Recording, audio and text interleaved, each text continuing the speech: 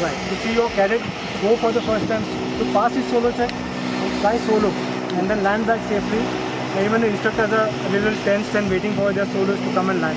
That's the most fulfilling. And when you see them pass out with those wings, that satisfaction is not there.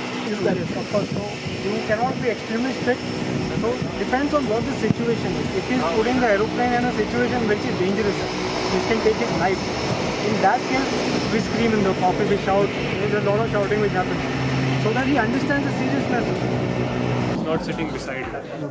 So you gain confidence that way. And once the instructor is confident that you can go on solo, then only he sends it. So you have to clear a lot of his for that. And then you can land it after that you're confident, then only he sends it.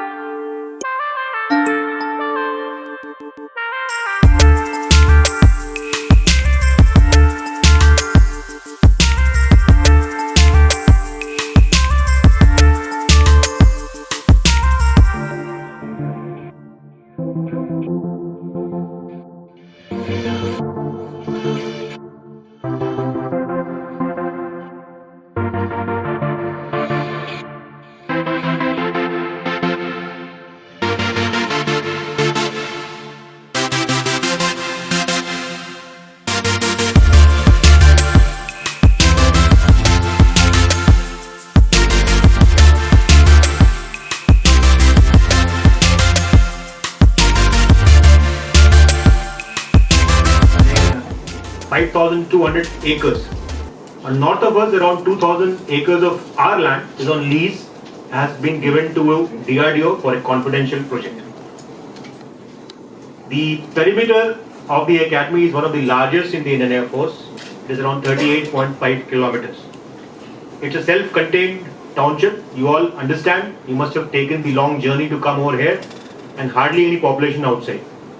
So therefore, the entire setup inside the academy caters for our daily routine and daily requirements, which could include vegetable shops, fruit shop, barber, bank, ATMs, and you name it. So we try and make sure that all the facilities for daily routine, daily requirements are available inside, so that the air warriors don't have to go outside. The population which resides inside the academy is around close to 7,000 people, out of which includes basically families, children as well. Out of this 7,000, around 1,800 people are in uniform, which includes our defense civilians as well. The academy carries out around 18,000 hours of flying, which is annually, which is highest in the world.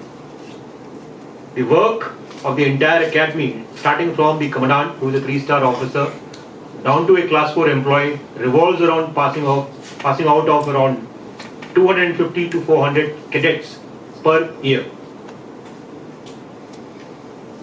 Now this is the organization chart of the academy. The academy is commanded by a 3-star officer. Deputy Commandant, who is a 2-star officer, he heads the training and the operations wing. Under him, the officers are Senior Instructor, Chief Instructor of Flying, who looks after the flying, Single-star officer, Chief Operation Officer, me, Aerospace Safety Officer, who looks after the flight safety aspects, Chief Instructor Ground, again a Single-star officer who looks after the entire ground training at the academy, Chief Instructor Air Traffic Controlling Officers and Training Establishment. While you guys must have taken a lot of flights in civil, there is a controlling tower which controls the air traffic. So the officers of the Air Force who get commissioned in this particular stream, this is the establishments which look after their training. Senior Instructor Outdoor Training, which means PT, parade, drill, etc. Basically your activities in the field, including sports. We also have a personality assessment cell which looks after the cadets' development based from the point of view of their selection when they join services. You must be aware that each and every entry into the armed forces, whether it is Army, Navy or the Air Force, the officer cadre has to come through an interview called Service Selection Board. How these cadets are performing at this place or afterwards when they pass out, some kind of monitoring is being done by this cell. There are two wings. One is the engineering wing, which looks after the maintenance aspect of the aircraft, radars, equipment which we have including telephones, vehicles, etc. Single star officer looks after this.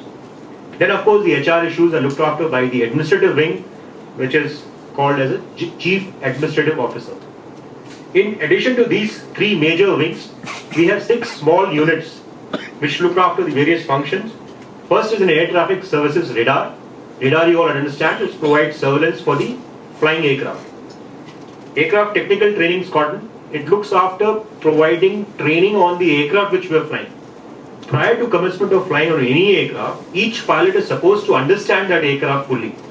So that kind of training is being imparted by this Technical Training Squadron. Equipment depot, the aircraft which we operate here is from Switzerland, Pilatus PC-7 Mark II aircraft. All the spare issues and the supply chain is being maintained by this particular depot.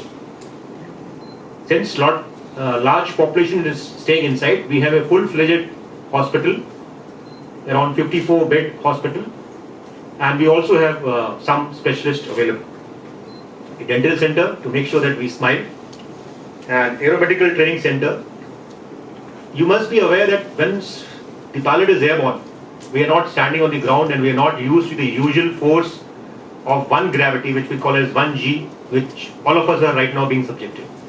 Once you get airborne, once you are in the air, there are different forces which come into play on the human body. So those changes and the training required for the cadets is being looked after by this particular medical training center.